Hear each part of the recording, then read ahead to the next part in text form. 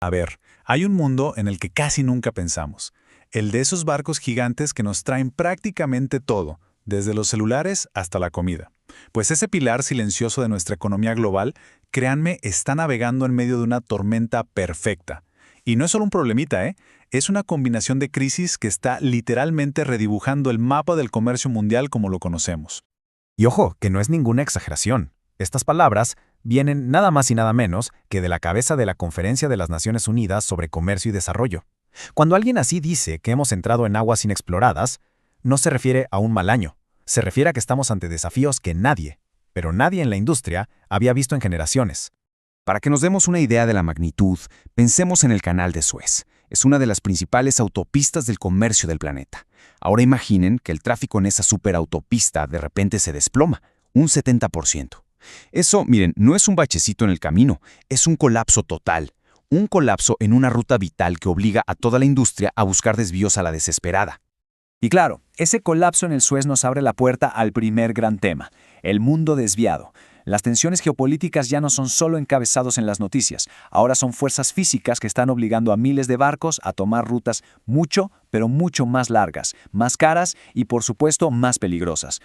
La presión se está concentrando en puntos clave. Mientras el Suez se vacía, la tensión sube en otros lugares como el estrecho de Hormuz. Pensemos que por ahí pasa un tercio de todo el petróleo que se mueve por mar en el mundo. La estabilidad ahí, créanme, pende de un hilo. Una crisis en ese punto y las consecuencias serían, de verdad, catastróficas. ¿Y cuál es la consecuencia directa de todo esto? Pues distancias mucho más largas. En apenas 6 años, el viaje promedio de un buque aumentó en más de 640 kilómetros. Quizá no suene a tanto, ¿verdad? Pero a ver, multipliquemos eso por los miles y miles de viajes que se hacen cada día, y estamos hablando de un gasto brutal de tiempo, de combustible y de recursos. Y claro, esos kilómetros extras se traducen directamente en esto, un aumento del 149% en las tarifas de envío, según el índice de Shanghai, que es básicamente el termómetro de los costos del transporte. Y que no nos quede duda, esto no es un problema solo para las navieras, es un costo que tarde o temprano termina llegando a las empresas y sí, al final, a lo que pagamos todos por las cosas. Pero fíjense, todo esto de las rutas y los costos es apenas la punta del iceberg. Lo que de verdad está pasando por debajo, en las profundidades, es todavía más grande. La industria se enfrenta a 3 cambios masivos, simultáneos, que se están retroalimentando y que la van a transformar por completo. La primera es la transición verde. El transporte marítimo es uno de los mayores emisores de carbono del planeta, y la presión para que cambie es enorme. Y no se trata solo de usar un combustible un poquito más limpio. Estamos hablando de reinventar de cero cómo se construyen, cómo se impulsan y cómo operan estos gigantes del mar. Y aquí es donde vemos el tamaño del reto. Por un lado está la ambición. Más de la mitad de los barcos nuevos que se están pidiendo ya vienen diseñados para combustibles alternativos. Genial. Pero por otro lado está la durísima realidad. Más del 90% de la flota que está navegando ahora mismo sigue quemando combustibles fósiles. El abismo entre dónde queremos estar y dónde estamos es simplemente monumental.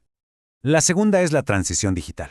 Estamos viendo cómo la automatización y la inteligencia artificial están empezando a transformar los puertos. Aquí la promesa es, bueno, casi de ciencia ficción. Una eficiencia total donde los contenedores se mueven prácticamente solos, optimizando cada segundo del proceso. Pero claro, aquí viene la otra cara de la moneda. Cada paso hacia adelante en lo digital es una nueva puerta que se abre, pero a la vulnerabilidad. Mientras construimos puertos superinteligentes capaces de mover carga en minutos, también nos estamos convirtiendo en blancos perfectos para ciberataques cada vez más sofisticados. El gran riesgo es construir la infraestructura del futuro sobre cimientos de seguridad del pasado. Y la tercera gran transición es la geoeconómica. Y esta es más profunda. No se trata solo de un conflicto aquí o allá en el Mar Rojo, no. Lo que estamos viendo es que las reglas del juego del comercio global están cambiando por completo. Nuevas políticas, nuevos aranceles, nuevas alianzas, todo está sacudiendo las cadenas de suministro que por décadas pensamos que eran inamovibles.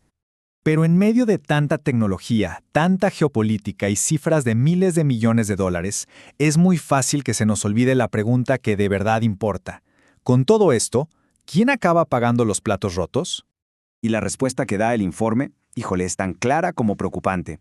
Son las naciones más vulnerables. Los países en desarrollo, los pequeños estados que son islas, son ellos los que cargan con el peso más grande, viendo cómo sus costos para importar cosas se disparan y su capacidad para competir en el mundo pues se desvanece. Y esto es clave, ¿eh? La volatilidad en los precios de los envíos no es un problema abstracto. Para los países en desarrollo, se traduce directamente en comida más cara, en productos básicos que de repente cuestan mucho más. De hecho, los países que no tienen salida al mar pueden llegar a pagar hasta 3 veces más por el transporte que el promedio mundial. Una locura. Y fíjense en este dato que la verdad es bastante sorprendente, y lo saca a la luz el informe. En los puestos de gerencia de los puertos ha habido un avance enorme. Casi el 40% son mujeres. Pero, si bajamos a los muelles, al manejo de la carga pesada, la historia es completamente diferente. Ahí, menos del 2% de los trabajadores son mujeres, lo que nos muestra una brecha de género abismal. Y por supuesto, en medio de toda esta maquinaria, no podemos olvidarnos de quienes la hacen funcionar día a día, el 1.900.000 marinos. La gran mayoría viene de países en desarrollo, y sus condiciones de trabajo, que ya de por sí son durísimas, ahora se complican todavía más con los riesgos geopolíticos y la presión de tener que adaptarse a todas estas nuevas tecnologías. Ok, el panorama es complicado, una verdadera tormenta perfecta. La pregunta es, ¿y ahora qué? ¿Hay salida? El informe no se queda solo en el diagnóstico del problema. Afortunadamente, también propone un rumbo claro para navegar estas aguas tan turbulentas. Pues miren, el informe propone una hoja de ruta muy clara, con 4 prioridades que no se pueden ignorar. Primero, planificar.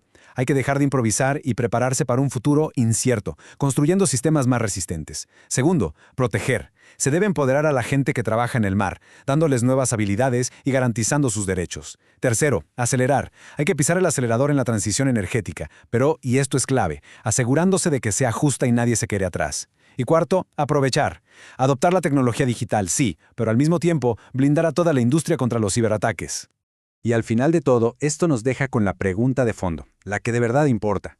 El cambio en el transporte marítimo ya está aquí, es inevitable. La verdadera cuestión es cómo va a ser ese cambio. ¿Será una transición ordenada o una lucha caótica?